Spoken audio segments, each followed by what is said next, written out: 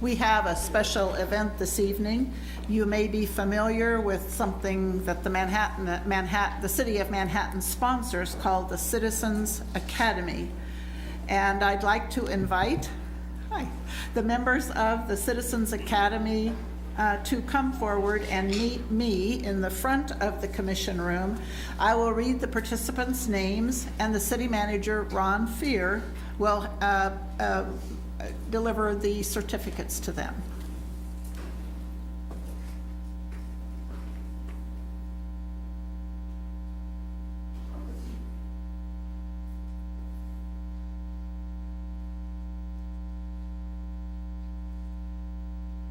Hey, hi.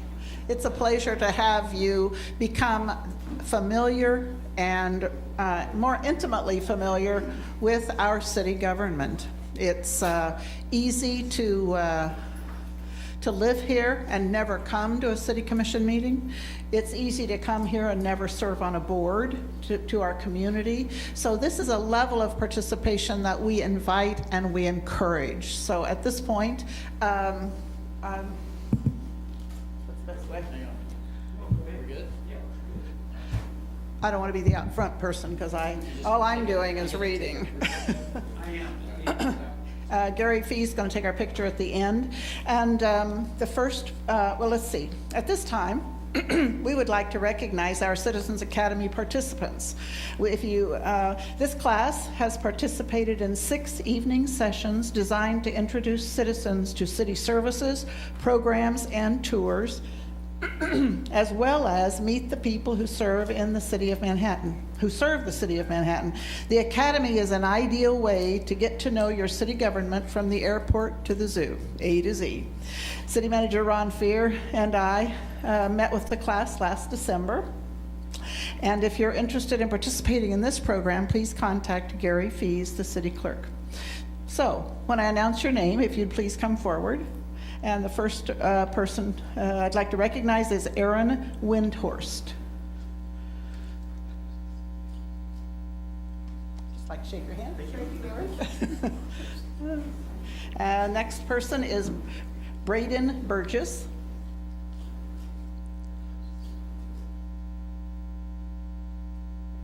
Thanks, Braden. And the next is Cindy Hollingsworth.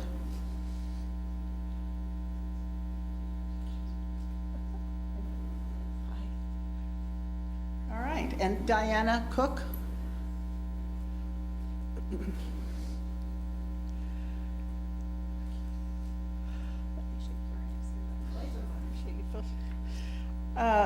Edie Doan.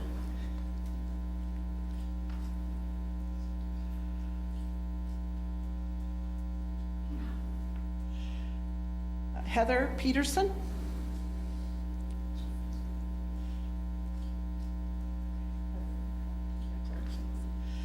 James Kelly. I know James. He's in Senator Moran's office. All right, the next person is Kathy Sterling. Exactly. Kathy, congratulations. Yeah, appreciate it. Kenneth Titus.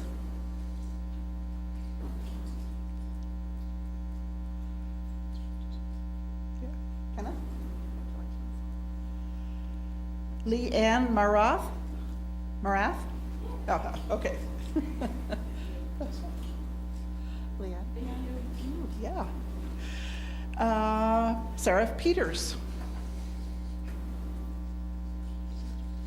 Okay. Sarah?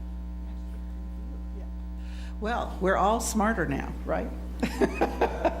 In one way. Anyway, there are also several people that were in the class but could not finish or could not be here this evening. This is graduation kind of thing. So that they are Angie Motley, Casey Carver, Donna Sheely, Jamie Bolick, Marsha Peters, Rasheen Chapman, and Sarah McDermott. So thank you all so much.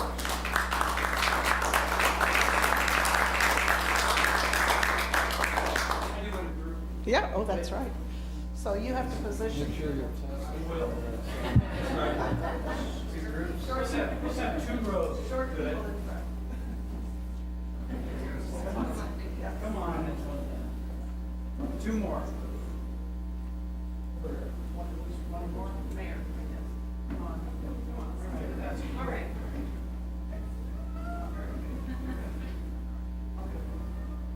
Great. Do a couple, one more. 1, 2, 3. Perfect. Thank you. Congratulations. We'll see you back here Wednesday, right? All right. We'll fill out one of those online forms.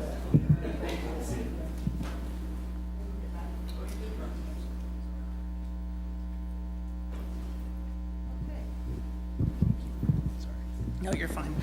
So the next item on the agenda will be proclamation. And we like proclamations because it focuses attention on something in our community. And tonight, we're focusing on the Manhattan Day of the Cowboy. So, and the Flint Hills Discovery Center, if Brianna Schmitz and Jonathan Mertz and Amber Myers are the 3 names I have. It looks like Brianna isn't here. Oh, Amber's not here. I'm sorry. I apologize. Okay. So the proclamation reads, whereas pioneering men and women, known as cowboys, helped establish America's frontiers, including the settlement of Manhattan. And the cowboy embodies honesty, integrity, courage, compassion, and determination. And whereas the cowboy is an excellent steward of the land and its creatures, and the cowboy traditions have long been a part of the American landscape, and the legend of the cowboy came to life on the Kansas prairie during the era of the great cattle drives. And whereas the work of the American cowboy is honored by the Flint Hills Discovery Center, and a local celebration of the National Day of the Cowboy will be held on Saturday here in Manhattan. The National Day of the Cowboy has been designated by the United States Congress and the Governor of Kansas to be celebrated on the 4th day of July, the 4th Saturday of July. Now therefore I, Linda Morse, Mayor of the City of Manhattan, do hereby proclaim July 28th as the Manhattan Day of the Cowboy and encourage all citizens to observe the day with appropriate ceremonies and activities. This is a day you can have fun with. So if you'd like to speak, please come forward. Let me give you the... Thank you. We are going to have a lot of fun at this year's National Day of the Cowboy. We have a whole bunch of activities planned. It'll be fun for the whole family. We're going to have wagon rides. We're going to have saddle demonstrations with a live pony. We're going to have a whole bunch of different crafts. We're also, of course, have slingshots, calf roping, and gold panning, as well as a bunch of other games and activities. And this year we're actually adding a little bit more entertainment. We're going to have some live music by the Buffalo Wingnuts, and we will also have rope spinning and rope tricks and gun spinning demonstrations, as well as different reenactor groups all participating. So it'll be a great time. We look forward to seeing everybody out at the Flint Hills Discovery Center on the 28th. Thank you. The event will actually run from 10 to 5, so it'll be the entire day that we are open. Okay. Thank you. Thank you, Linda. All right. The 28th. 28th. All right. Perfect. Thank you.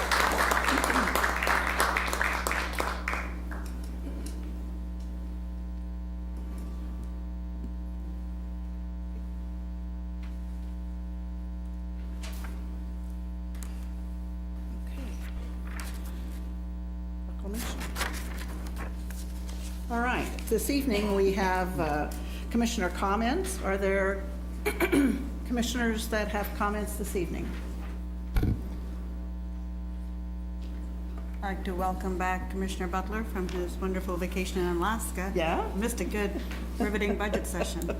I just wanted to let the community know, especially parents, as you look, I know you're having a wonderful time with your children at home and figuring out what to do with them the entire summer, but online enrollment is open. So there is hope on the way in August to get them enrolled and get them off to school in the middle of August. I believe August 15th or 16th is the first day of school. I'm on the RCPD search committee.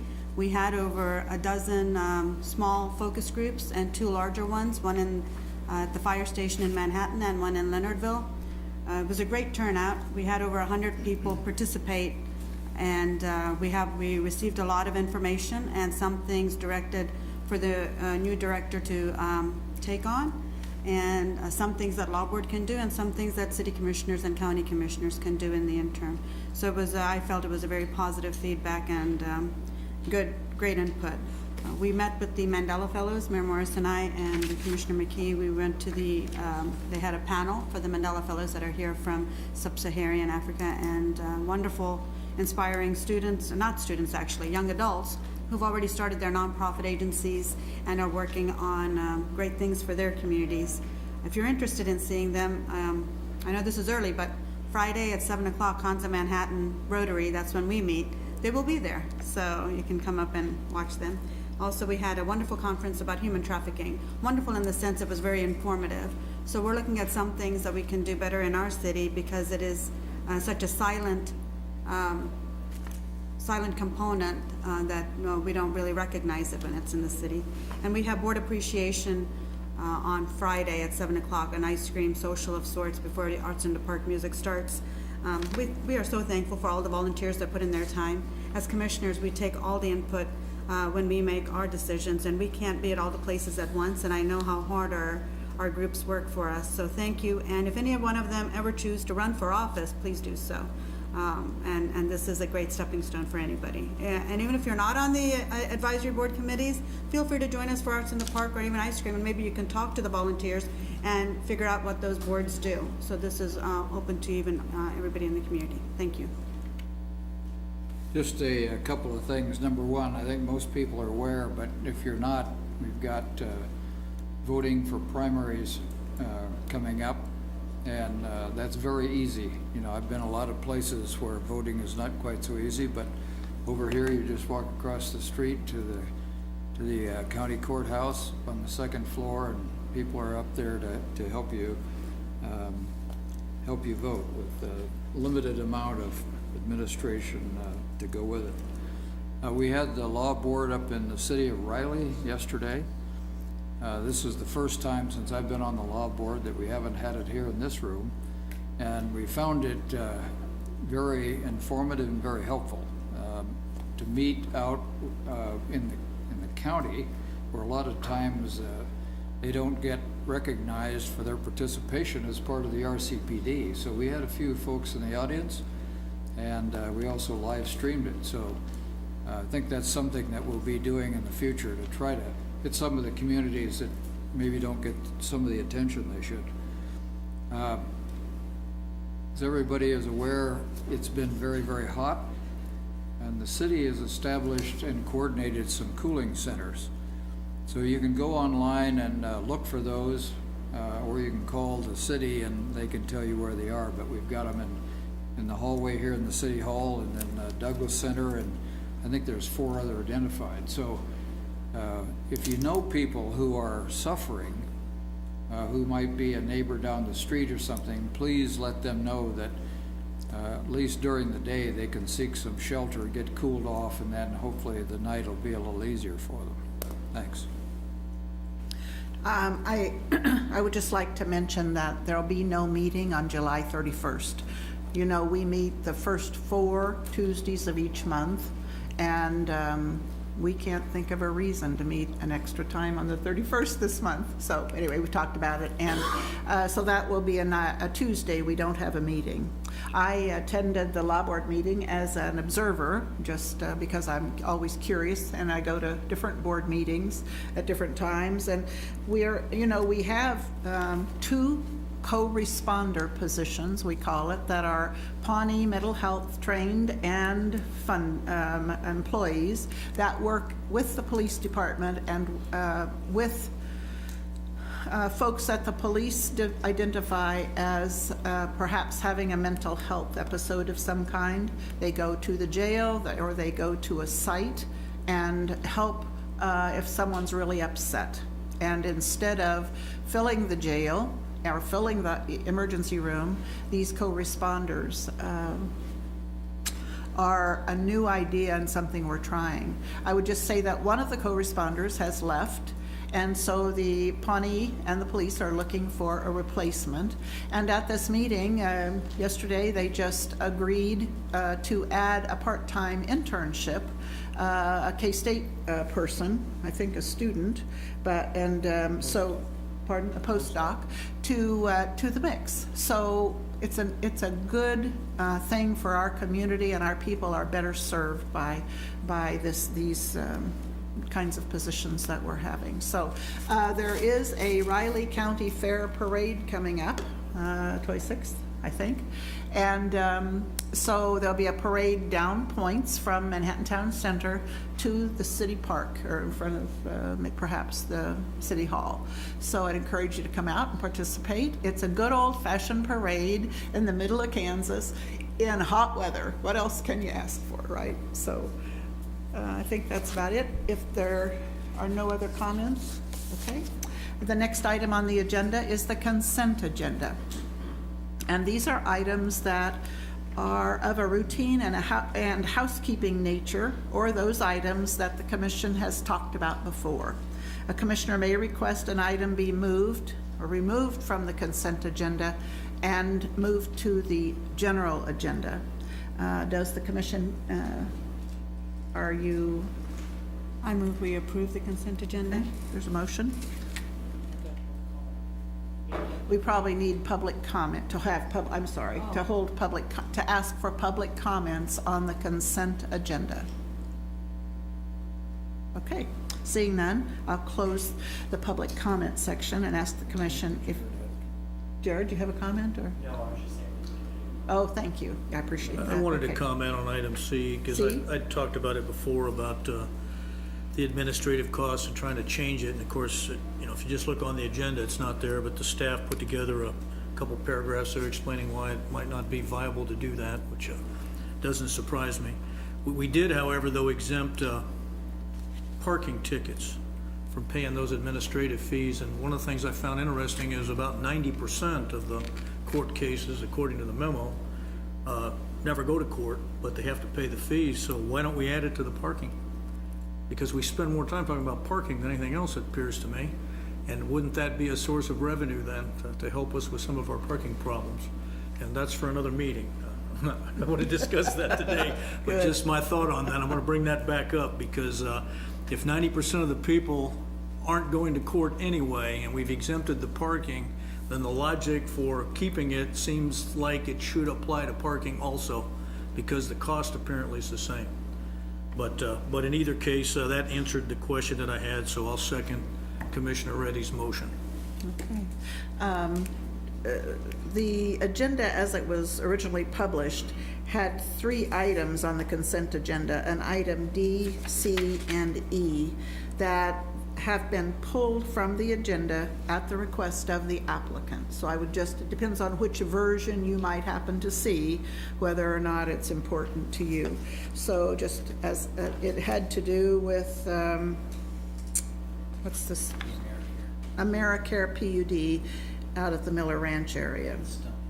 And the and the Stonehaven unit. So anyway, just to clarify that, we have a motion and a second. Is there any further discussion? Okay, City Clerk, would you call the roll? Mayor Morse, Yes. Commissioner Dodson, Yes? Commissioner Reddy, Yes. Commissioner Butler, Yes. and Commissioner McKee. Yes. Motion carries 5-0.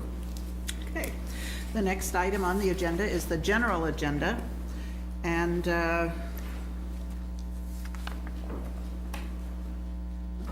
to consider the first reading of an ordinance amending pet licensing. And Kyle Mangus, the Assistant City Manager, will be making a presentation, and then the commission can ask questions.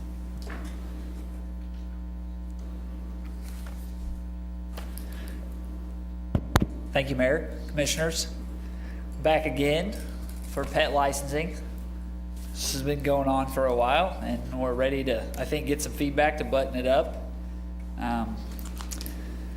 So a little bit of background on it, and feel free to dive in at any point. I don't have a lot of slides because I think based on the feedback we got last time, we made some small modifications, but there was a desire a little over a year ago about wanting to explore compliance with pet licensing and taking a look at our ordinance a little bit more and the fees involved with that. We had a work session with the City Commission in late 2017, early 2018. Had some meetings with the vet community.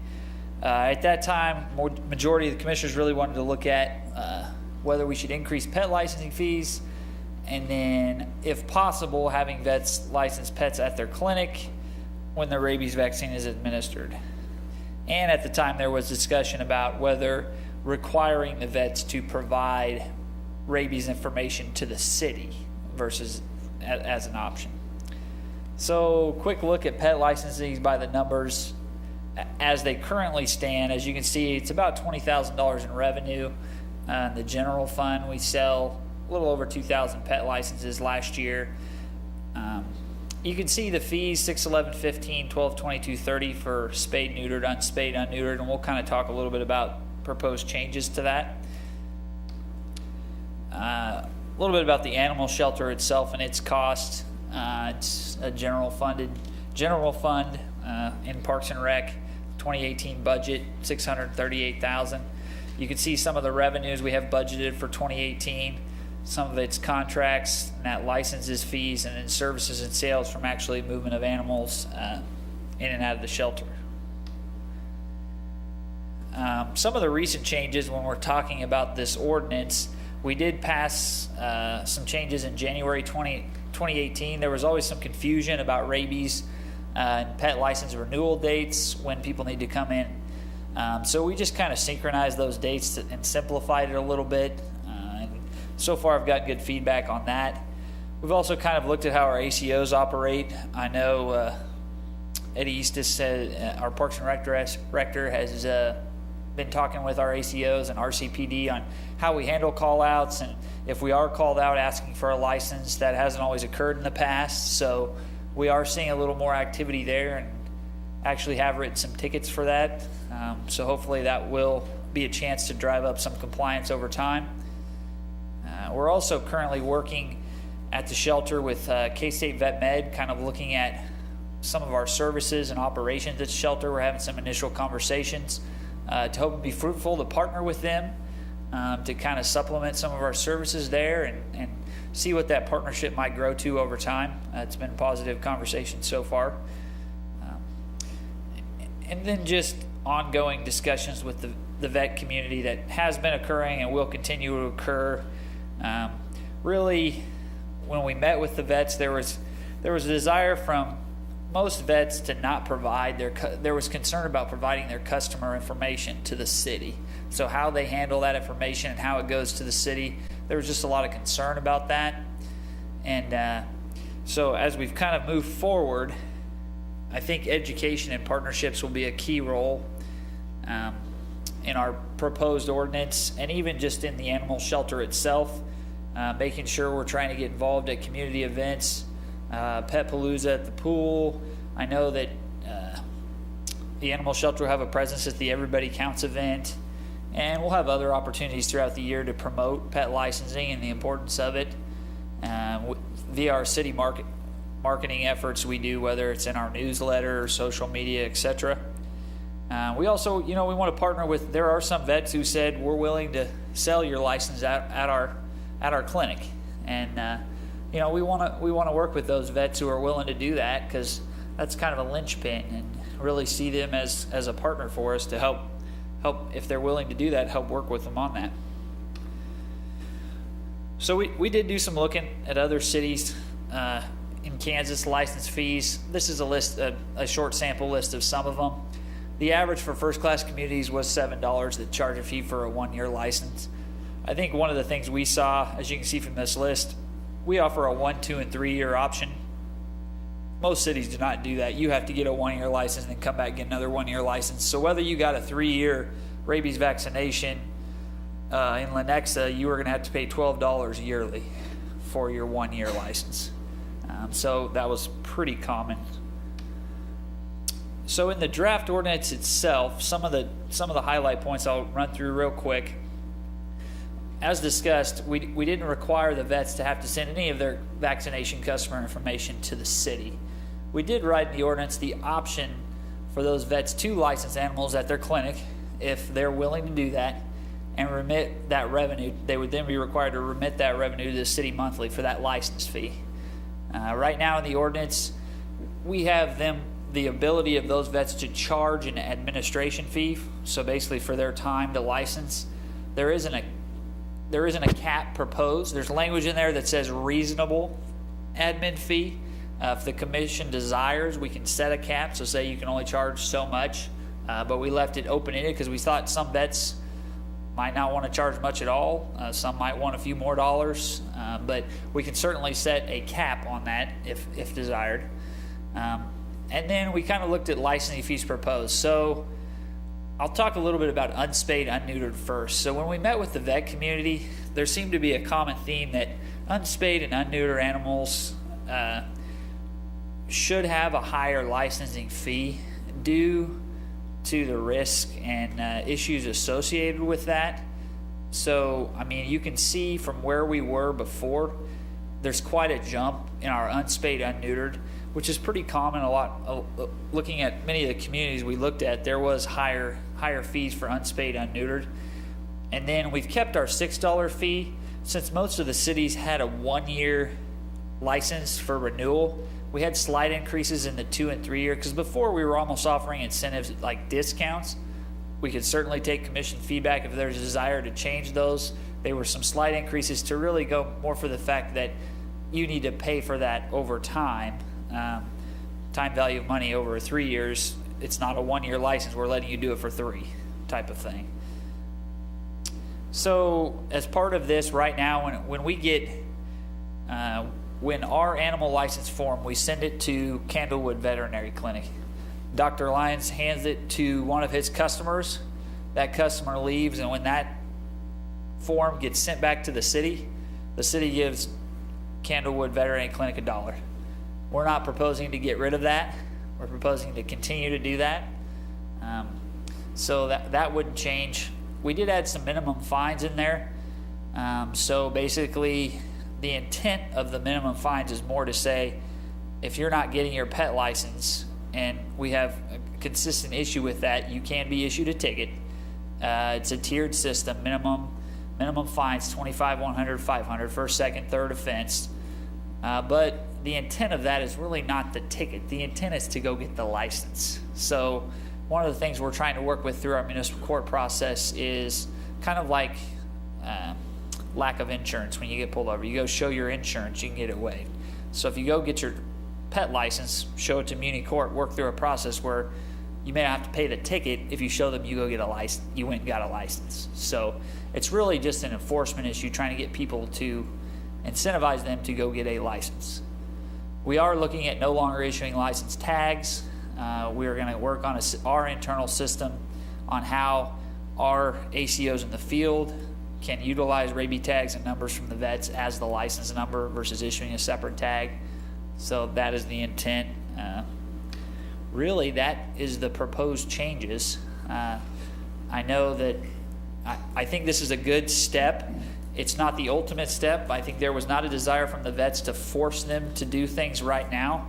I think the city can continue to have those discussions with vets and partner with them and hopefully grow through voluntary options for those vets who are willing to voluntarily license, and look at other ways we can work with vets on making sure that we're trying to educate the public on pet licensing. So I think this is a good step, and we could see where this would take us over time. Just a quick question. On the admin fee part, what was the advantage of us not just putting a number? Instead of just a cap, just a flat number that says this is what you get as an admin fee if you issue a license for the city? So on top of the license fee? So you're saying instead of just putting reasonable? Yeah, a couple of slides back, I think. That variable right there, the one that we could potentially set a cap on, why not just set a number, just a flat number? You could. It would give vets the option to charge, if someone wanted to charge $1, or if you wanted to put a cap. We just put reasonable. We saw some cities that put a number directly on there and say you can charge up to a $4 admin fee. And we could certainly add that before the second reading. We just left it as reasonable because I think the vets that we talked to that were interested in possibly selling licenses, they saw value for their customer so they weren't out there to charge an exorbitant fee to make money. They saw value in the fact that me as a pet owner could go to one place and get my rabies vaccination and get my animal license. See, right now, you have to go to one place and then go to another. So we just kept it as reasonable and let the vets decide on that. But if we as a city want to cap them, we certainly could. Okay. And then last question. I was listening to Commissioner Dotson and Ron on In Focus this morning, and one of the callers pointed out that $20 for year 3, you could pay 3 years of 1 year, and it'd be less money. Why did we set that at $20 rather than making it a bit less? Some of it was more along the lines of if you pay that $20 fee versus that $6, some of it was time value of money. So 3 years from now, $6 isn't worth what it is today. So over time, we were looking at what the other fees were charged from other cities, kind of looking at it like that. We could certainly adjust it down if we wanted to. So why did we not follow that same principle on the unspayed and unneutered? Because these were jumping up quite a bit. I don't know where they were at before. 12, 22, and 30. So I think the push there was what's reasonable or not. When we were trying to make it much higher than what it was today, I think these numbers were pretty flexible with how we want to do it. And a lot of it was kind of a stab at it, like where should we end up? And I don't know our exact mix. I would say we have more spayed and neuter licenses we sell than not. I just don't know the exact numbers of that. I'll save my comments. That's all my questions. Thanks. Okay, Kyle, I have a few questions. Sure. So do we have an online option for this? I look at pet data, and there's a few other options for online. That could be one of the reasons people don't want to have a paper one anymore, especially when you have a transient population, such as students and Fort Riley soldiers. We don't have an online option. It's something we are interested in as Parks and Rec works through over the next year in their new software. It's something that we'd like to continue to look at. There is some challenges even if we put it online as far as how do we get that rabies information in there that we can verify from a vet type of thing. But I think we could work through some of that because even with like a pet data, they're going to do the process of sending out letters and trying to rectify. They're not going to go and find people who went and got rabies vaccinations and say you need to come get a pet license. They're going to take the data we give them and grow it. We talked to Topeka about that a little bit. And those are two different things because we want the rabies shots. That's more critical than the license itself. Sure. We would like to get them licensed, but keeping the community safe is the bigger issue. So one of the discussions that always happens is people may have had their dogs already get rabies shots if they lived in Garden City, but they're a student here and they have their dogs. So now they have to get a license, although they have a vet in their other community. Correct. So if you go by this system and, we happen to, the dog happens to end up in the animal shelter, are they going to be fined even though they have a rabies shot, but because they don't have a license, and you can't waive it now because they already got the rabies shots?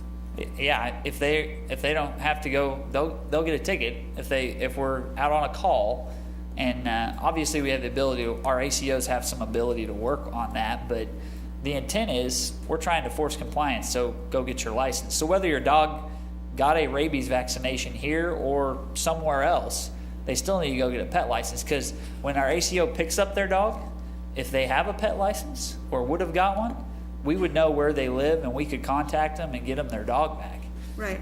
Well, the reason I bring that up is because somewhere it said it's waived if they go get is it their license or their rabies shot? If they go get their license, it's waived. Something is waived at some point. So the intent that we're trying to work at there is we could look at waiving some of these fines if they show that they went and got their pet license.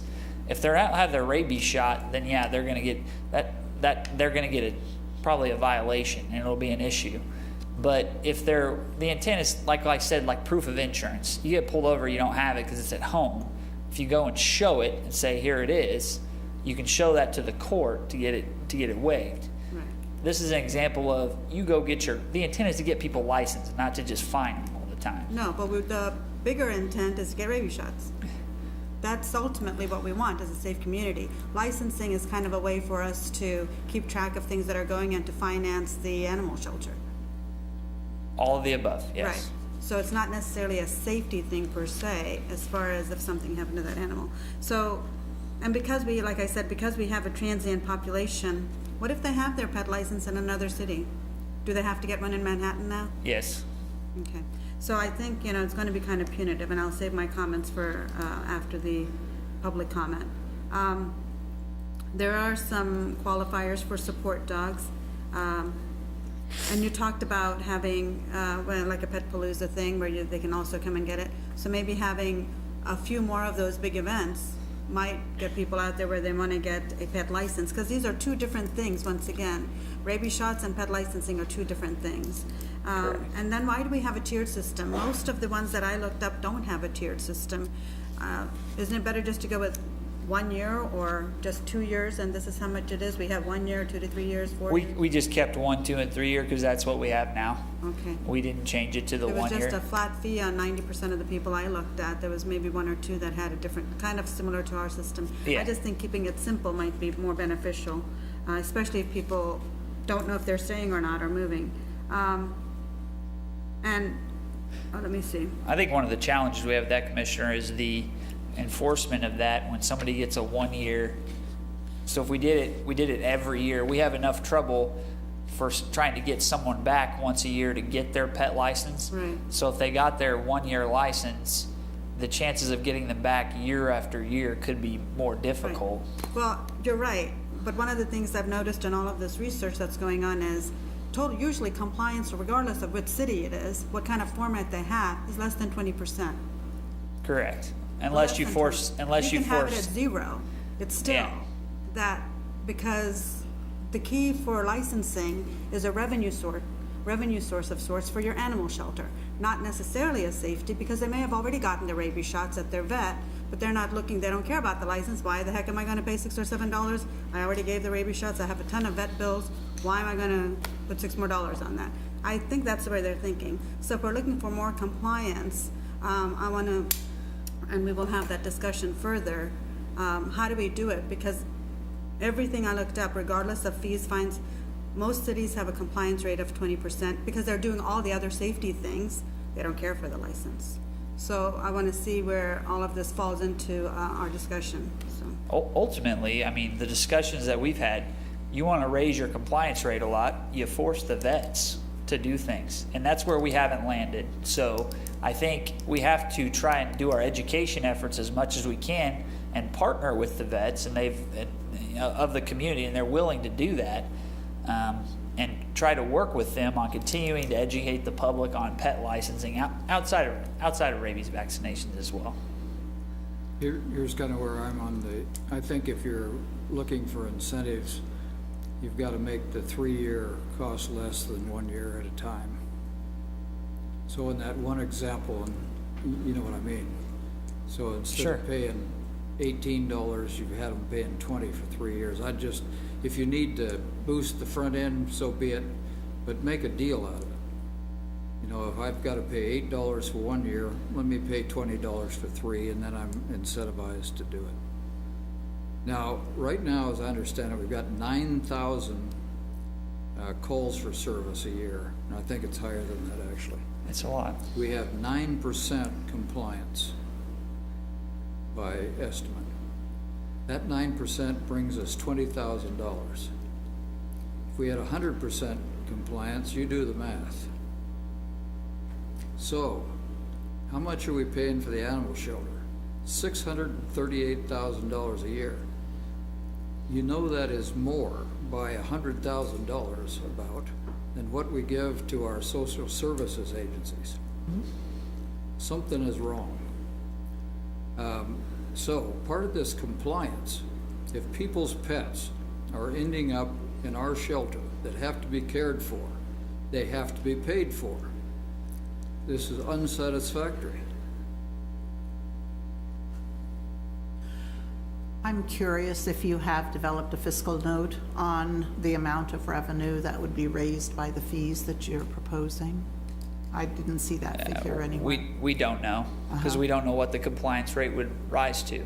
The fees, I don't have the split. Like I said, I could get that if we took the number of what we had before, Current number. to show what that might increase at our current compliance rate. I could probably get that. But I don't have the future impact of what that might grow compliance-wise. I don't know. But I could look back at past years and compare those numbers. Sorry, I don't have that up there. What is your expectation for the compliance rate with these changes that you're making? If we currently have 9% compliance, what projected compliance rate do you expect? I'd like to reiterate that 9% compliance. We had a K-State grad student do a study based on American Veterinary Medical Association numbers, where you plug in a population of a city and it basically spits out a number that says, for a community your size, you probably have this many cats and this many dogs. And we took that number based on the number of licenses we sell and put a percentage on it. That doesn't take into account we're a transient community. We have a lot of K-State students, a lot of military that maybe can't have a pet. So maybe our 9% is 15% already. So I'm not sure I can really put a number to the compliance rate, because I'm not sure how exactly accurate 9% compliance is. Do I think it will go up? I think we will have to take efforts, and that's the point of trying to work with the vets, because they're the linchpin. How do you incentivize the person? Because right now they go to the vet. I would guess many are going to the vet and getting their rabies vaccinations, and we're hearing that from the vet community. They're then just not driving to City Hall to get a pet license after that. A majority are not. So how can you work with them to make it easier for that person to get that? And online is definitely an option if we could figure that out. Are there any examples that you found where a animal shelter is privatized? There are examples of Habitat for humane shelters that do run community shelters. Eddie might be able to speak to some of those. I think Lawrence has a humane shelter. Well, humane societies are pretty common throughout the state, and commonly those are privately funded in some fashion. I'd like Communities to might participate to a explore that a percentage. little bit, because like I say, I find this, that we're spending more on these pets than we are on our people. Not a good idea, either economically or socially. So I'd like a little bit more study on that piece if you can. Sure. How long have we not really done education or pushed enforcement? How long have we had this low level of compliance? Is it 5 years, 10 years? We just amble along with the expectation that good citizens will register their pets and... I think there's two different answers to that, Mayor. Is we've had there's levels of enforcement and there's levels of compliance. I think we've been pretty steady, kind of a little bit of growth in levels of compliance, but you can look back and it hasn't really varied too much. Levels of enforcement has something that's varied over time. And there's been a time years ago where the commission was very directive to the point of our animal control officers were walking in the parks and checking dogs and saying, do you have an animal license, and giving out tickets, at that point. All the way to where there was a backlash from that, where we said we don't want to enforce like that. So that's kind of where we've been over the last few years. And now we're trying to take a few steps the other way, where we're not out lurking around in dog parks and asking people for their license. But if we get a call, one of the several calls you talk about, and our ACO is going to make a trip out there to that residence to check on a pet, we're going to make sure that when we're out there, we're going to ask if they have an animal license. You know, one of the things I do want to make clear is that when you go and there's a call, I understand wanting to enforce what we have in place. But we can't assume, just because they don't have a license, that they didn't get their rabies shots. Again, these are two different things. You can do everything you want. People may be taken to their vets, because most people love their pets, and they do everything they can.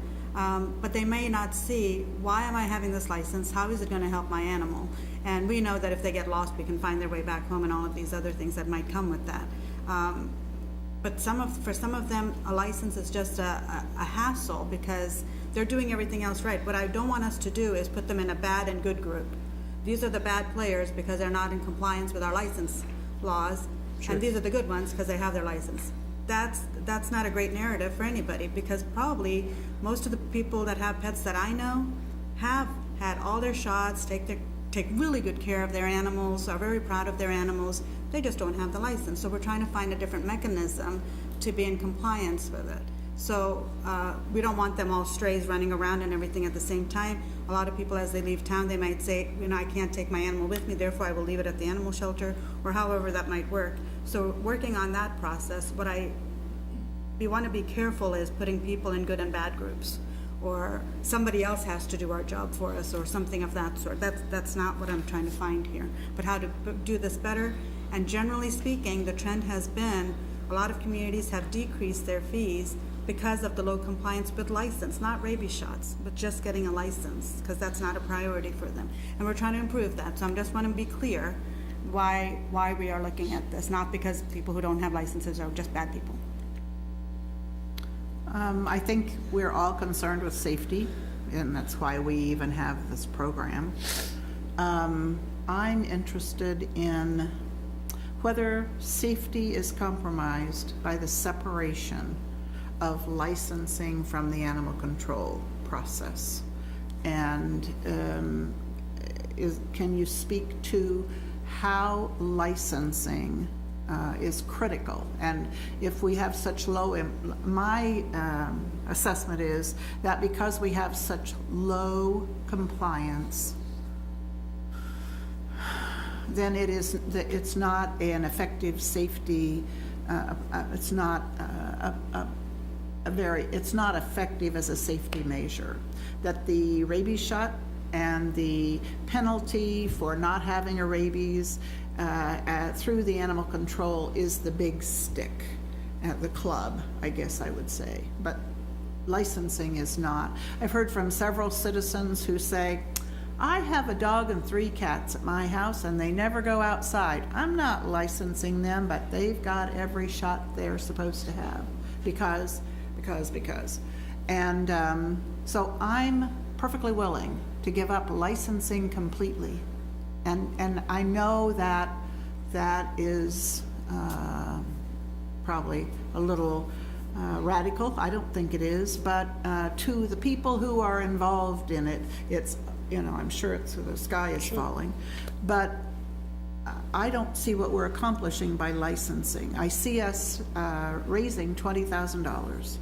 I believe that we are not recovering our costs from licensing, and I don't think it does that much for the animal control process. So anyway, I guess I just need to hear someone speak about the two, whether the two are able to be separated, or do they have to? Are they married and they have to go together? I want to comment on that because I put a lot of work into this. I think I may have been the one that initiated our process on this. And you know, the first thing is, if you eliminate licensing, you've just added $20,000 to the general fund taxes. It's just that simple. Where we're at right now is providing $20,000. By eliminating it, you make the process worse. I was interested in making the process better, and I think the staff did an excellent job of managing a real complex thing and coming up with a pretty good thing. But the basis for all of this really comes from the CDC. Okay, and they said 4 things, that pet licensing gives you 4 benefits. 1, it ensures public safety by requiring rabies vaccines on a periodic basis for dogs and cats. It's just like licensing for cars. You know, I can go get my car insured and be sure my car is maintained and take the same logic. I don't want a Kansas driver's license, gonna wanna pay for it. Because I'm still safe, you see? It makes no sense. You have to have some enforcement. Now, second thing, provides public education on rabies prevention, highlights sources and threats. For our particular area, that would be bats, raccoons, foxes, and the coyotes we've got running around town now. And I know a couple years ago, one of my cats brought in a bat. Didn't think cats could catch them, I guess they can. Brought one in. If your animal's not vaccinated and it goes out and grabs a bat, you know, you're liable to end up with rabies in your house, and the cat slobbers on your kid, and then you got a crisis. And that's why the CDC says, hey, you gotta educate people. That's part of what we're doing. Third, it supports animal control in the animal shelter. As Commissioner Dotson pointed out, we got a whopping amount of money being spent on the animal shelter. And that was one of the things that concerned me, is how can we increase revenues without decreasing perhaps the effectiveness of the animal shelter? And I think it does a pretty good job. I don't see a lot of strays in town. It has recovered a cat that I lost a few years ago. They picked him up and called me and said, hey, we got him. He ran off somewhere. So it's been effective. So I think that's a key factor. And then the fourth one is, provides a revenue source for rabies prevention education, animal shelter, and the animal control officers that we hire. Now, there is no federal law that says we have to implement this, or state law for that matter, but the CDC did publish a compendium on rabies control that states local governments, that would be us, should initiate and maintain effective programs to ensure vaccination of all dogs, cats, and ferrets to remove strays and unwanted animals. Their paper includes a list of procedures that includes license and citation requirements, and it recommends that the authority for officers to issue citations should be an integral part of each animal control program, because they recognize you won't get in compliance unless you get enforcement. And that's why when I get stopped driving my car, they ask me for my Kansas driver's license, because if they didn't, why should I get a Kansas driver's license? I'm just going to, since we're kind of having a dialogue, I think this is just a little different compared to car insurance, mainly because most of the families do have veterinarians, and they do take really good care of their pets. They're just not interested in a license. Most of the families that I know, I think one way we can collect the data is maybe ask veterinarians, not necessarily just to get data points. How many animals that come to their place had rabies? And I know Linda and I met with a gentleman who has what is that where they keep them overnight? What is that place called where they keep their animals over? A kennel? Yeah, boarding. Kennel. Boarding. And he makes sure that they've had their rabies shots and everything. If they didn't get them, they have to go and get some rabies shots and make sure they're all set to go. He doesn't necessarily ask them for a license. If they dogs or cats or have a license, he asks them if they have their rabies shots. And that's They how have most to of them have say. proof. They have to provide proof. It's the kennel, the boarding, and, what's the other, grooming. Grooming, yeah. All- So they have to ask if you have your rabies shots, not necessarily do you have a license. So these are two different things. We can't say that all of them, because they didn't get a license, that they don't have their rabies shots or they're not safe. Now, the ones that do come into our shelter that don't have their shots, that's the problem. But what I want to be clear is, you can't just assume that all animals that don't have a license also don't have rabies shots, because you only have 15 or 20% compliance on your licensing. I don't think that's the assumption, at least from our perspective and from ACOs. It's just, it's an ordinance we have on our books, and we should try to enforce it. I mean, in my opinion, as I've talked through with the vet community and with what we've gone through, is we're not hyper aggressive on enforcement of this, because we have 3 animal control officers for the entire community that also go up into the county as well. And there's communities where the ACO drives down the street and looks for dogs in the backyard and then checks and say, do they have an animal license or not, and tries to write out.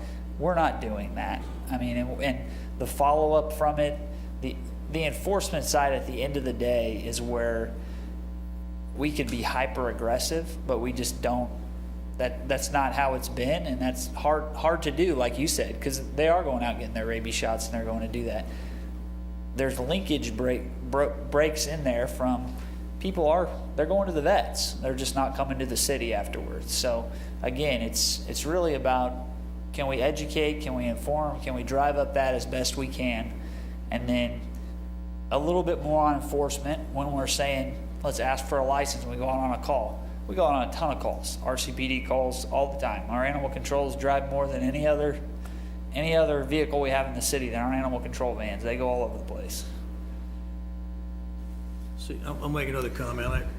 I've always liked the idea of process improvement, where you take what you've got and you try to incrementally make it better. And sometimes you can make a giant leap forward. And I think what you put together here is a very good process improvement system, because what it did was it took our existing process and it made it better, and you took much of the negative enforcement out of there, so that the veterinary community, if they choose to sell the licenses at their business and become a vet partner, which I think is just excellent, because, the first vet that does that, I'm gonna switch and go to him. I got 2 animals, and that's the guy I'll go to, because it'll save me a trip coming to City Hall. The other big thing is going to be the fact that the rabies tag is, in fact, now the license tag. It is the same thing, so we've eliminated a thing I gotta hang on the cat's neck. It's got 1 now instead of 2. So those are 2 great things right there. And then you push the process improvement. I think if we put this in place, we wait a year, let's see what the results are. Are we still collecting $20,000, or is it gone to 40? And if it's done that, then it's helped control the cost of the animal shelter. And also, it's not gonna make, animal control worse. I think right now it's fairly good in the city. But I'm afraid if you take away any of the enforcement, then you run the risk of it becoming worse. Because we have people now, if you go by the shelter, sometimes they drive by there and just pitch out 2 or 3 animals. They don't even put them in the box. And so there's a lot that goes on there if you haven't visited. I've gone down there several times and talked to the folks, and we get everything. It's not just dogs and cats, you get chickens, and you get all kinds of other critters down there too that they've got to deal with. And there's got to be a revenue source. And of course, part of this is the revenue source. Public safety is part of it, but the revenue source is part of it. And so I'm quite pleased with the results. I was hoping we could get a little bit more enforcement in there, but I think the negative side of that was well covered. And what you put together here, I think, is an excellent process improvement, and I think we should give it a shot for a year and see what happens. I think we should give it a shot a year. Just a couple of questions here, comments. This is an ordinance after all, so I'm not quite sure I'd characterize it as good people and bad people. They're simply people who are in compliance and those who are not. It's can't be any more clear than that.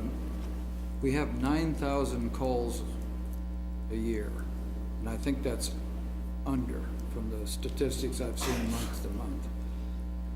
So these couple of comments maybe are for Eddie. Of those 9,000, and then of the pets that are in the animal shelter, what percentage of those have pet licenses? Any idea? An awful lot of the animals that are at the shelter are not pets. They're animals that maybe have been somebody's pet at one time, that they've just been abandoned. They're at large, they don't have an ownership. We have 100 cats in the shelter right now, and they're not anybody's pets. How do you know that? I was out there today. Well, I mean, the cat can't tell you if he belongs to somebody. How do you know it's not a pet It's not that's abandoned? It's not reclaimed. If an animal is at the shelter for more than 3 days, by state law, we can assume ownership. Yeah. We go 5 days, and that ownership is ours, and our attempt then is Well, either to move that cat. Here's my point, Eddie. I mean, if it doesn't have a leash on its neck with some kind of tag, what's your assumption? In 5 days, it's the city of Manhattan's. Yeah, it's somebody, I mean, we don't have just 1,000 cats overrunning the city, so they had to come from somebody, most likely. I'm just trying to find out how many of those cats that you take in have a tag. Not very many. Yeah, well, that's part of the point. The other Same one thing is with that I'd like to dogs. make is, we kind of went around the horn here with the veterinarians in town, and we didn't get the kinds of things we'd need to be supportive of a stronger ordinance. So I think this is about as good as we're gonna do for a while. Mayor, could we move on to public comment? I'm waiting I to would get my like to. comments until after that. Yes, please. Kyle, thank you. We're going to move on to public comment with people sitting here this evening. If you'd like to speak to this issue, if you would come forward. And state your name and address. My name is Carl Stunkel. I live at 1328 Fremont, which is right across the park. There's a sign-up sheet right there, but Okay. when you get through speaking, fill that out. Uh-huh. I can tell you that our dog Duke, 110-pound German Shepherd Great Dane mix, is up to date on all of his shots, and I am too lazy to walk across City Park to come get him a license. If my vet offered that license, I would pay for it, no questions asked. If my vet asked me, would you like to make an additional donation of $1 or $2 to help support the animal shelter, I would also do that in a heartbeat. So I would suggest that the commission take that into account, is there are people that not only love their own pets, but love pets in general enough to give extra when they don't have to. Thank you for your time. Thank you, Carl. There you go, Win. If we get an online version, people can make donations to the animal shelter. It's a good idea.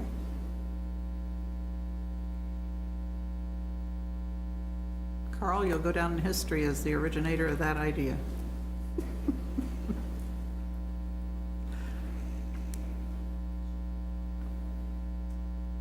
Does anyone else wish to speak about this issue? If you would do, please come forward.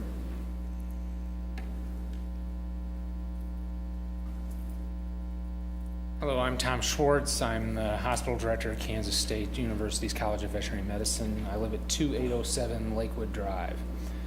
I think a couple points. I've been a general practitioner in a rural community. I've been a general practitioner for close to 20 years in St. Louis, Missouri, where we have a similar ordinance to this. And now I've been at Kansas State University.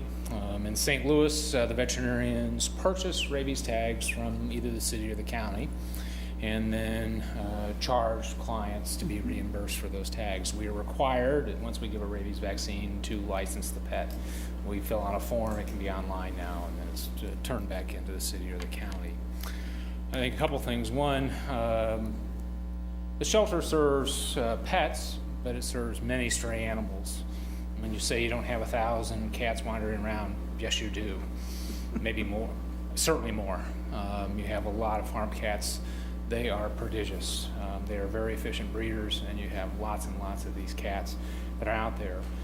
You also have a lot of stray dogs and farm dogs who aren't spayed and neutered. So one purpose of this ordinance is, of course, to encourage people through differential licensing. You charge more for dogs who are intact to spay and neuter their pets, because their offspring are likely in some cases to in fact end up in the shelter. So those people are using the shelter, and by differential licensing you're taxing them essentially to support that service. The shelter also supports care of wildlife, and that's an important consideration, right? That's a lot of rabies control. We see a lot of raccoons come into the veterinary clinic, especially last year. That was a distemper outbreak. So we had a lot of sick raccoons in the community. If you see a raccoon out during the day, it's a problem. Fortunately, we haven't had many rabies issues, but we did have a horse with rabies last year. So it is in the community, it is out there. Bats, skunks. You mentioned bats, particular problems. If a bat is in your house, the CDC recommends that you be vaccinated for rabies, even if you don't think you've been bitten. So animal control plays a role in collecting stray animals who might be exposed to the bats, collecting sick wildlife. All these things play a role. So I don't think you can expect just the pet owner to completely subsidize the animal control operation. It is a public health issue, and a significant public health issue. I guess I'll also point out to you, Mr. Dotson, when you said, we're not caring for people and we're providing for the shelter, but by providing for these animals, we are caring for people. It's an important aspect of life, an important aspect of companionship, especially for senior citizens, people who aren't able to get out, invalids and such. I think as far as enforcement, I thought that was an interesting idea. I know some communities have proposed a tax on dog food rather than licensing. That way, everybody who has a pet pays. But you have many communities around here, I think that might be difficult, but that is another solution I've seen proposed. So it's all comes down to people who use the services of a pet shelter should provide for its financial support. But as I've said, the shelter does more than provide just for pets. So I think we're on the right track here as far as requiring veterinarians to collect the license. You know, the argument is always you've made essentially the veterinarian a tax collector. Now, other entities do that, right? You pay sales tax. And so I don't think, you know, my own opinion, it wasn't the worst thing in the world. As a practitioner, I always viewed it as a service. If we didn't have to do it, I would have done it right away, right? It was just another service I could offer a client that maybe my competitor down the road didn't offer. And so I'd be perfectly willing to do that, certainly. So I think the volunteer program, frankly, will work because people will want to do that. And then it is, I think, in the way, getting the message out that you need to be licensed. It is part of the privilege of owning a pet in the community. And for folks who move into Manhattan, their pets are here. I did the same thing. You know, I've moved here. I've got dogs still in St. Louis when they come. I'll be licensed in St. Louis and have to license them in Manhattan. So it is part of the privilege of owning a pet is to assure that they're properly licensed so that the community can keep track of the animals that come in so that you know whether they've been rabies vaccinated. Yes, it's two issues, rabies vaccine and licensing, but you really can't get licensed until you've been vaccinated for rabies. And that's the purpose of it. Who are the pets in our community and making sure that they've been vaccinated appropriately. That's what this regulation is all about. So you know who they are, where they are, you can return them to the owner if they're out running, and making sure they're not a threat to public health. So although they're a little separate, they are intimately associated.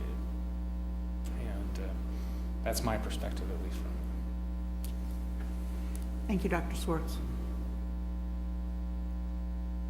Does anyone else wish to speak to the issue? Please come forward. Hi.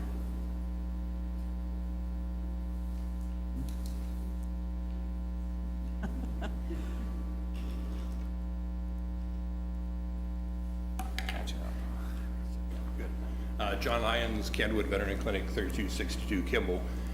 Two issues. One, as far as the city using the rabies tags for tracking the animals, it's not required that we provide rabies tags. I do. A lot of the veterinarians in town do not. So that you have to work on that some way. It's not a legal requirement that we have rabies tags. You should, but it's not required. So that'll have to be worked out. And then I mentioned last meeting I was here, that for the amount of money that the clinic or the city sends me, $1 per animal, and the amount of the rabies tags that I do, our office, and I had the exact number last meeting, we run probably 75% of our clients that we hand in the form actually register with the city. So we're way ahead, and I don't do any more advertising with it than we offer to every client that comes in. Our invoices say on there that it's city ordinance that you do it. So we have a very, very high compliance, and that's one of my problems with, from the very beginning, about forcing us, and that's been resolved nicely. You know, Kyle and I've worked with that, but I don't really see, I think the problem is more the education with us and the community to get it done, because our office has a very, very high compliance of what sends in, and I got that number just by looking at the amount of money the city sent out for the veterinarians at $1 per animal, and then the number of rabies vaccinations I did on our computer. And again, we're 70% plus success on that. So I don't see where we need to do the other issue. I think we just need to do a better job of what we're doing. Any questions I can answer? Last time I was... Yeah, I have a quick question. Sure. I'm going to go back to, I think, what Dr. Swartz said. I hope I didn't misunderstand him, but where do you buy your rabies tags? There's national companies that you order from. There's probably 5 or 6 that you can Did I use. understand, Dr. Swartz, that you said that this, in some cases like St. Louis, the city furnishes or the veterinarians buy rabies tags Correct. from That the is city? exactly the way it works. I'll be honest, when differential licensing came in, it was a significant financial burden. We didn't like doing that going in and turning in $8,000, $10,000 check to buy a bunch of city licenses and then turning around and collecting that money from our clients over a series of months. I proposed, and we did it for a while with the county, that they would front those to us, essentially, give us the tags, we'll turn them at the end of the month when we collect, which was a better way to do it, because we were essentially financing the county then.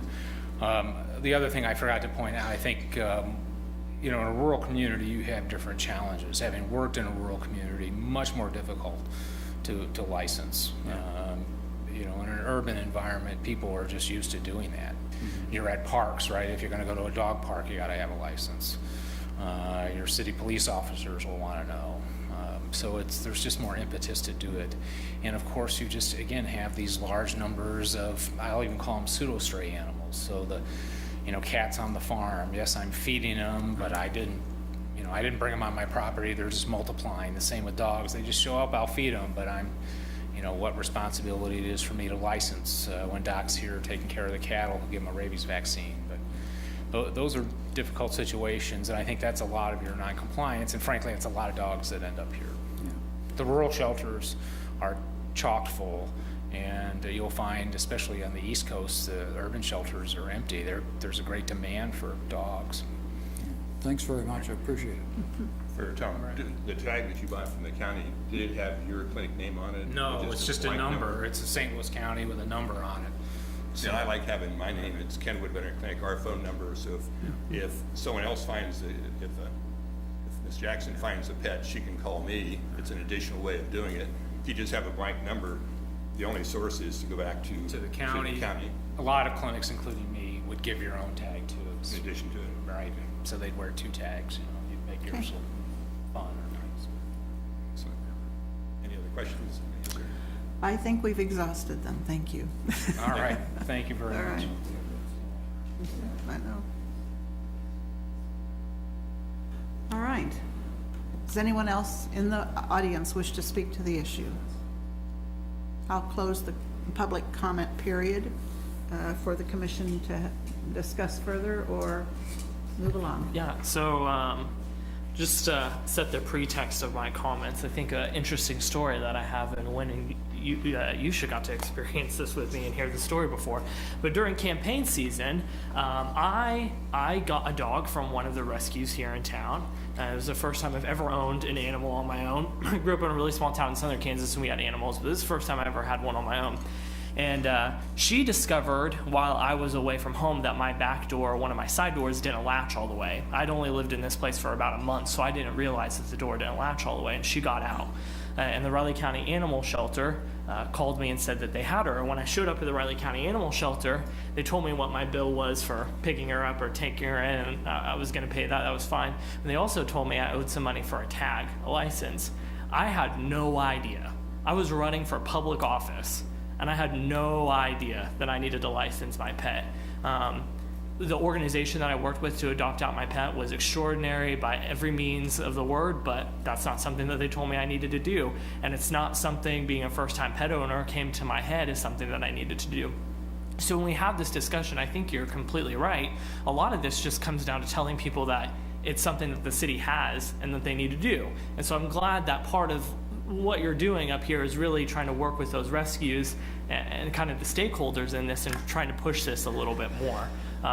Because if someone like me, who's a nerd and reads through city stuff for like fun, didn't know, then the average citizen who has a life is definitely not going to know.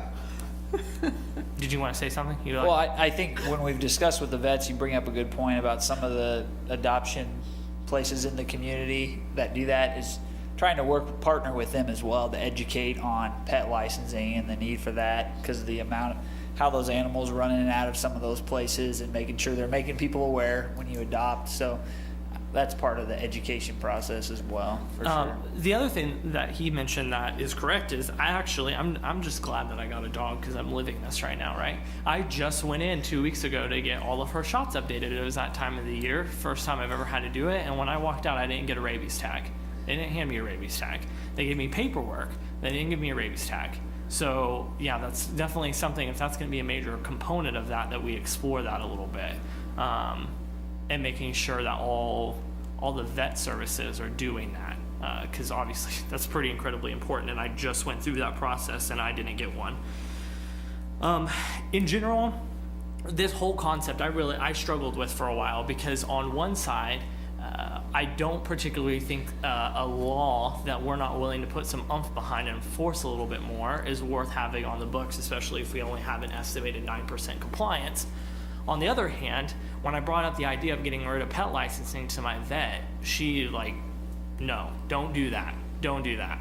And so just echoing hearing the comments from the other vets in the room and then taking the advice of the CDC, I don't think it's I'm not the expert to be able to say that we should or shouldn't do this. With that being said, one of the things that I think is interesting, and I would like to see how it plays out over the years, is there are forced mechanisms almost of a compliance that didn't exist 5 or 10 years ago, right? I'm boarding my dog because I'm going on vacation this weekend, and while I was on the phone with them, they said, "Head, we need all your updated papers for Penny." And so I had to get my dog vaccinated. Anytime now grooming, I have to show that paperwork. And a lot of doggy daycare stuff like that, they didn't exist 10 years ago when we made this ordinance, or at least not on the level that they do today. And so this might be something in 5 years that we revisit, and maybe it's not useful. Because I want this to be about safety and not about driving revenue for the animal shelter. If we need to talk about driving revenue for the animal shelter, we need to explore something like a tax. Because when you impose a city fee that's supposed to drive revenue, that is a tax. A license, in my eyes, is driven by safety. You license something because there's a safety component that you want to ensure. So I want to make sure that we don't have a licensing program just because we want to make $20,000 for the animal shelter. I think there's other ways that we can explore that, but I'm not convinced that we should get rid of it because I still think there's some safety issues. So specifically with this ordinance, the only thing that I want to say is I would like to see a cap set on the admin, just because I don't want one vet clinic to be way overcharging on the admin side. And then a citizen think the city's ripping them off, paying $30,000. Convince someone to pay that, would be incredible. $30 on a tax. So I would like to see a cap set on that. And then also on the 3-year fee, the one that I asked a question about that, I'll let city staff make the decision, but if we're going to use that rule on the first one, we should use that rule on the second one too. I would prefer it to be cheaper in year 3, just because most people opt to get a 3-year vaccination on their rabies. If you get a 3-year I think that's what's going to click in people's head that I need a new license, is when they go and get their rabies vaccination. I don't want them to have to remember we just have a 1-year option and they have to remember just every single year to do it. I think that the trigger for them would be if they've done it once, they got a rabies vaccination, I need to go back in. So I would rather see that 3-year fee be a little bit lower, but if you don't think that that's the best way to go, at least follow the same rule for the next set of numbers. I think we can look at, Commissioner, I think I've heard tonight, we can look at doing more of a 1 and 2, 6, 12, 24, 48, and a slight decrease year 3 type of scenario. We can look at that. Okay. And look at those revenue splits that I didn't have in front of me tonight, but. Otherwise, I like how we've set up the option for vets to participate if they want to participate, and vice versa. And I think that while we're doing this, we should also explore the gentleman's comments about setting up a way that they could tack on donations for the vets that want to participate in this program. I think that's a good idea. Sure. But otherwise, I think the work that we've done here is good, and yeah, thanks for all the time and energy that you put into this. I think we'll probably look at a $4 to $5 admin fee if we were going to put a cap. That's where we kind of discussed looking at if you're actually, I don't know if any would charge that much, but somewhere in that range. If the license is only $6, if they wanted to charge almost as much as the license for the admin fee, then it'd be up there. But something that, so they couldn't go charge $28 or whatever that might be. Might be a weird conversation 1.5 years from now. And if we don't have it in the ordinance, then I would just rather take care of it up front so we don't have to take care of it later. Understood. I agree with what Commissioner McGee said there. Basically, the 3-year thing, we probably make it lower as an incentive, to kind of a step thing.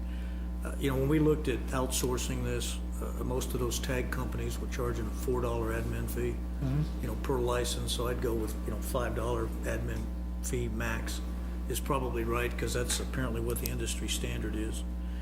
And then we probably, by second reading, need to address the idea of the rabies tags. The city may need to provide them to any vets that aren't giving them out. Because clearly, if that's gonna be the license, we gotta get that to them. And other than that, those would be the three things maybe to tweak on the second reading, which makes sense. Yeah, we'll have to do some looking on the rabies tag portion, once somebody I talked to did. I guess I would have assumed that having a rabies tag was a part of the ordinance. I may not have read it closely enough, but, I mean, if we're gonna have things that we're gonna enforce, we better make it part of the ordinance. Yes.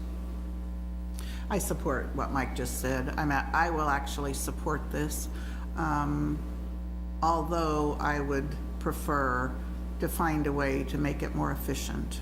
And I don't feel like for what we get out of it that we're supporting the effort at all. But you know, I can't also sacrifice any safety that is related to it. I don't agree that it's all that safe, but I plan to support it as we move along. Yeah, I was gonna, let me just comment real quick. I do want us to look at what online looks like. I think part of this is people just don't know. Some may know and they may not have time to fill it out. Oftentimes I find if something is online and right in front of them, like when we did the live for the RCPD, we had 1,500 views, where we typically might have 0. So I think if it's online, if it's right in front of them, and we have great social media now, that somebody might be able to see it occasionally and want to do it at that point. Make something easier to do than having to come to the city office to do it, like we pay our water bill or whatever it might be. And we talked about sending reminder letters, didn't we? At one session, I thought some kind of reminder letters like, hey, yours has expired. We still do that, right? Yeah, we still do that. Yeah, we send a reminder before their rabies and license would expire. They say, hey, your rabies vaccination and your license is getting ready to expire, so you need to go get your rabies vaccination and get your pet license. And we even talked about for those partners that could go do both, even, putting some of them in the letter if you could go do both there. Right. So we're kind of looking into that as well. Yeah, and I really look at the online one. And also, since we do have that transient population of K-State and Fort Riley, we might need to partner up with them a little bit better too, so they're also educated as they bring in their pets. They're moving in, they're doing all kinds of stuff, and this is the last thing they're going to think about. So they may think, well, they have a license in Garden City, why do I have to get another one? So they may not know that they need another one, kind of like we might know about driver's license. So some of that is just probably basic communication. I say basic, but it's probably more not as basic as I'm thinking. And I'm not for putting a tax on anything, just like social services. Not all of us use social services. Not all of us have children that go to the school. Not all of us use all of out of us, let's say. Not all of us use all the facilities that the city funds, but local government is just that, to meet the needs of our community and keep it running smooth and safely. Even if we don't use any of those things during our livelihood in Manhattan, Kansas. So this is providing a service. So I don't consider it a revenue source, but I would like to use mechanisms where the people take ownership of it and don't take it for granted, because it does cost something to keep our community safe. And this is part of that. When you don't see stray animals everywhere, well, there's a reason for it. We took care of it for you. But I'm concerned about the fee structure still, mainly because when I look at all of the other cities that are here, they only have one fee for each of the areas for being unneutered and unspayed and neutered and spayed. Those terms are new to me because I don't have animals. So, but they only have one. So I don't know if we just want to go with one, or if the tiered system has worked. I don't mind just going with one flat fee, because students come and go, soldiers come and go. So I don't know what that would look like if anybody would go for the 3-year, or maybe giving them an option is okay too. I'm not stuck on that. I don't want to be punitive and stop everybody that has an animal and say, have you had your license, animal licenses? So I think the way we're doing it right now is probably doing okay, but I think people just don't know. And if we can get an app, just like we did with the potholes and everything else, maybe if we can get something online, that might make it better. So convenience is what I'm thinking. I think I'll be supporting this, but I want us to stay away from thinking we need to be aggressive about it, but except in the online and the education component. Okay, well, again, I'll just say excellent process improvement. I think, we'll come back and see if what we produced in a year, 18 months, see if things got better and take it from there.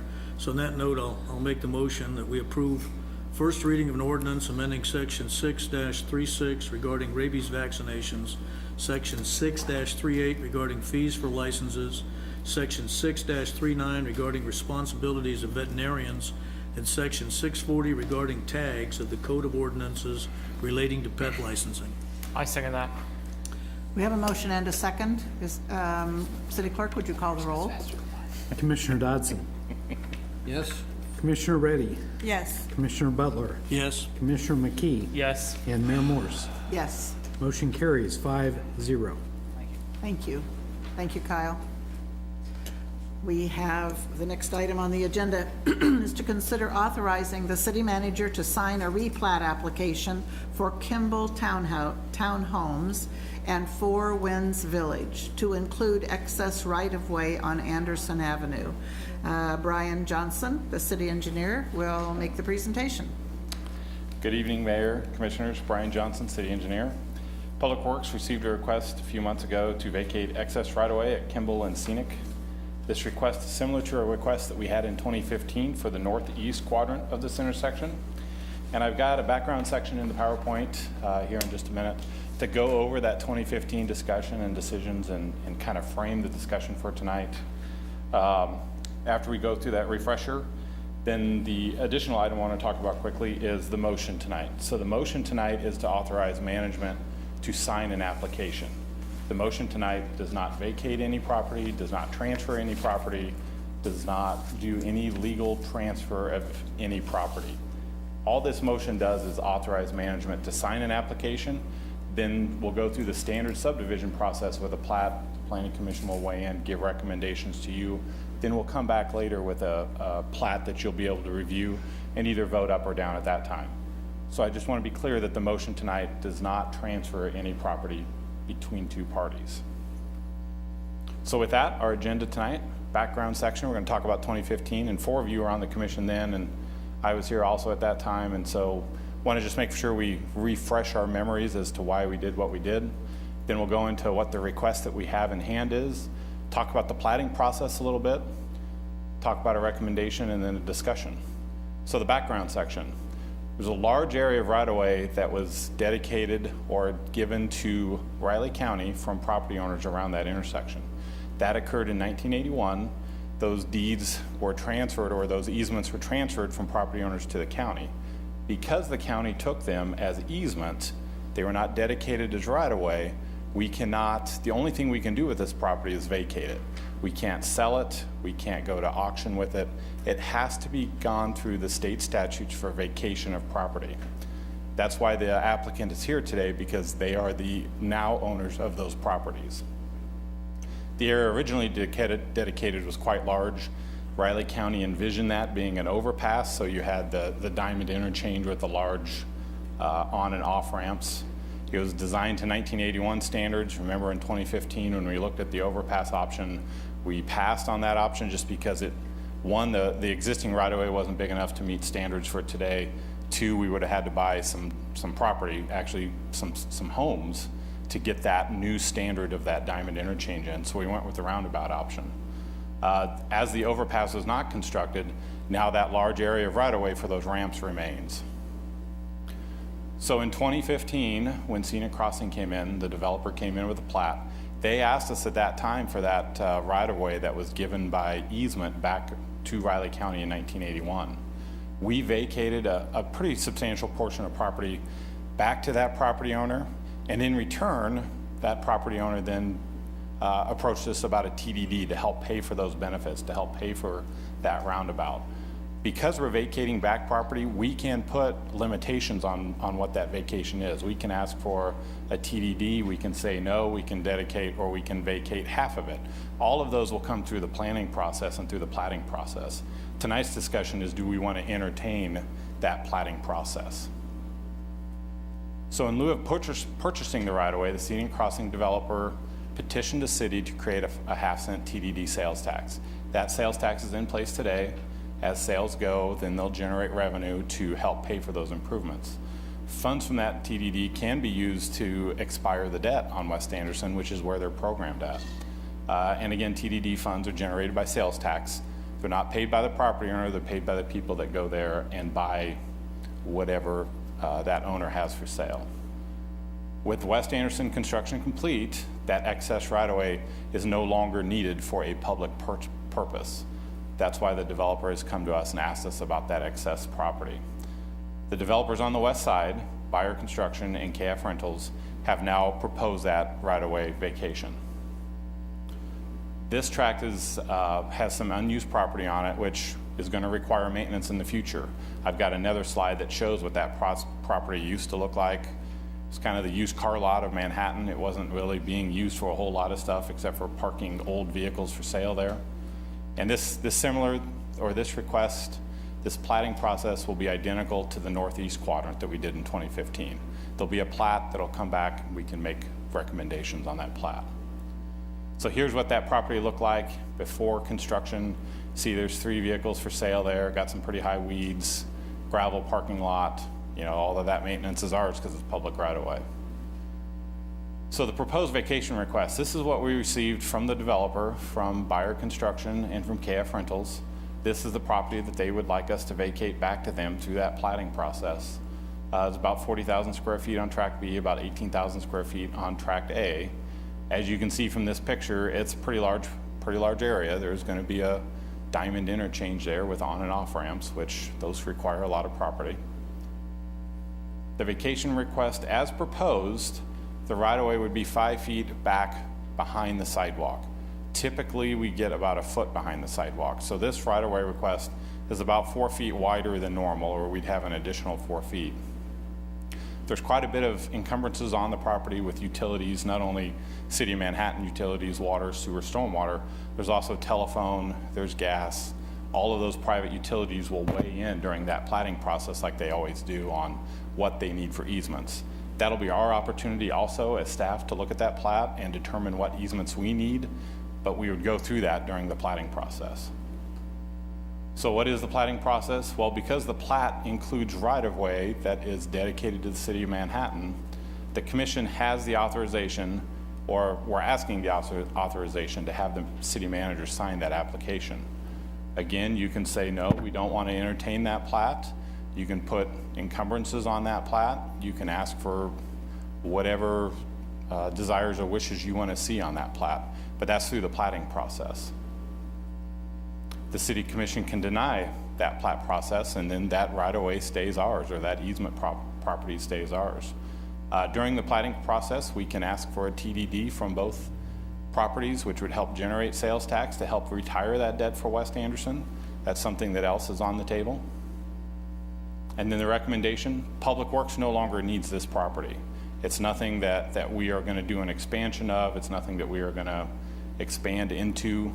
This isn't a piece of property that we need. It's certainly much, much larger than anything we could ever use it for. And so we have no vested interest in this property.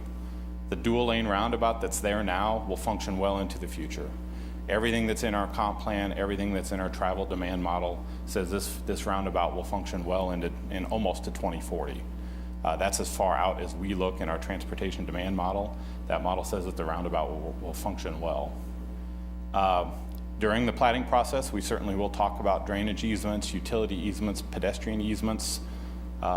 Those can all be secured through the platting process. And so as that preliminary plat would come back through, staff, Public Works, Parks, we would comment on what we need for those utility easements, because there's quite a bit of utilities that run through that property. So with that, I'll stand for questions. I just have one quick question, Yes, because I want to make sure I don't break any rules. So if we agree for the application to go forward. Is the platting process quasi judicial at all?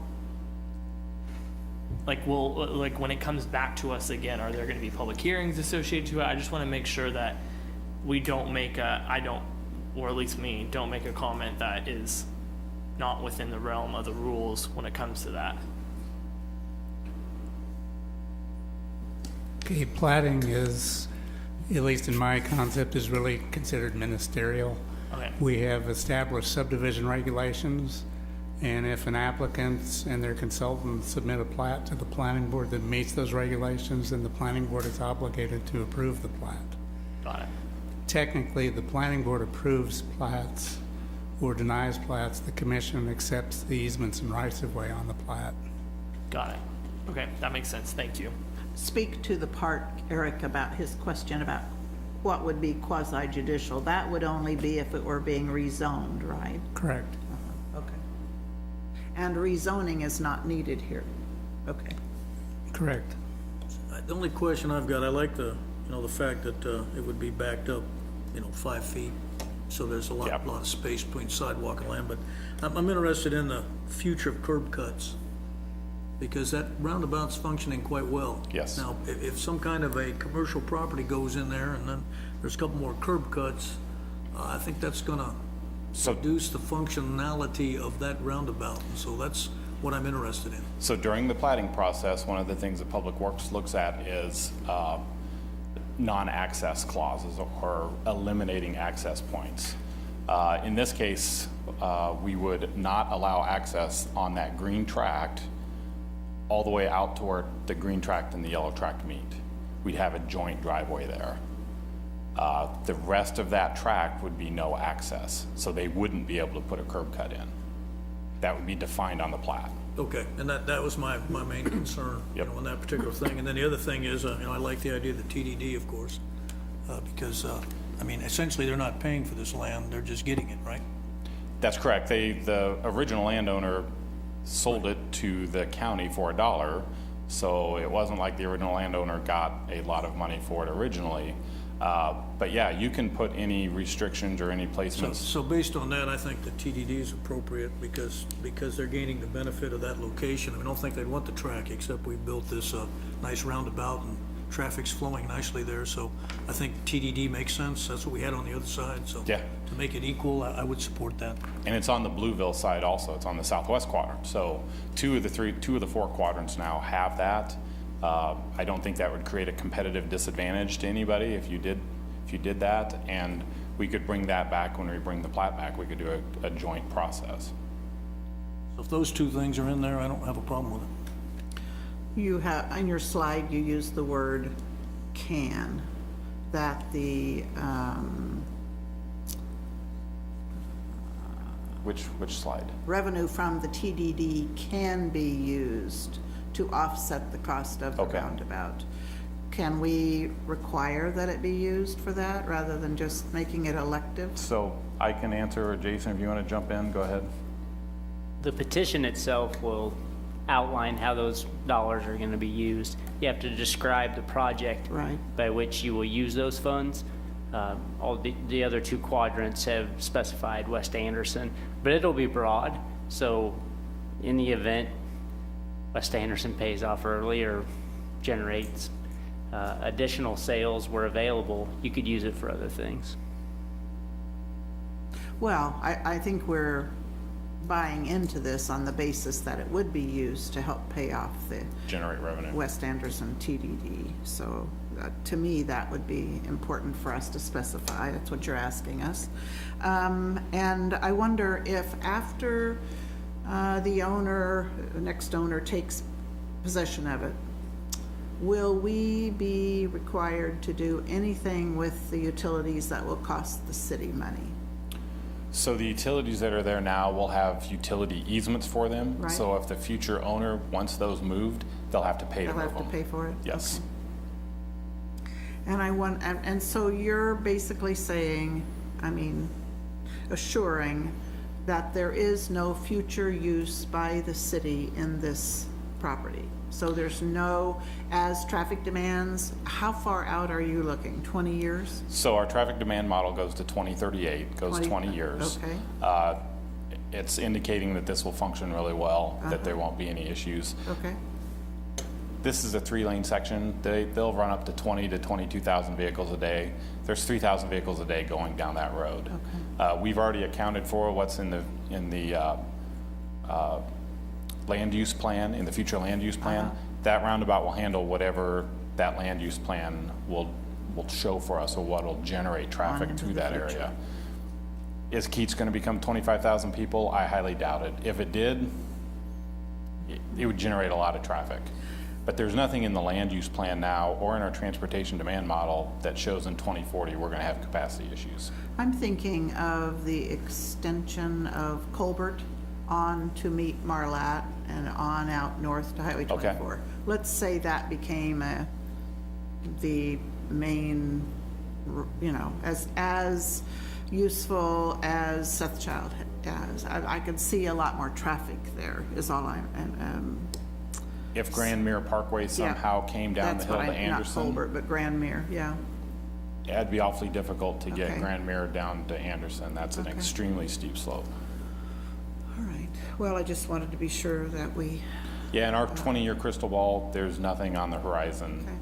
Okay. I hate to say never, because never's a really long time, but there's nothing in our modeling or in our future land use plan that would indicate that this intersection is not going to work really well.